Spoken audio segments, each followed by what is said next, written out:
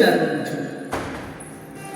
અને એટલા માટે કહ્યું છે કે નમે ભક્ત પ્રણશ્યતિ, મારો ભક્ત ક્યારે પણ નાશ પામતો નથી.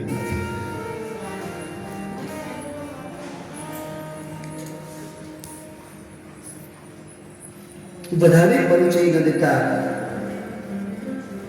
છેલ્લા પદની અંદર વ્યાસજી એમ કહે છે કે શ્રી કૃષ્ણ વયમ રમઃ. હું એકલો પગે નથી લાગતો, અમે બધા પગે લાગીએ.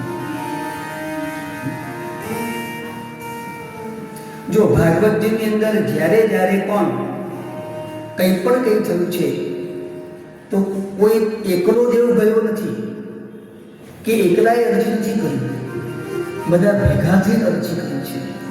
અને ભેગા થઈને અરજી કરીએ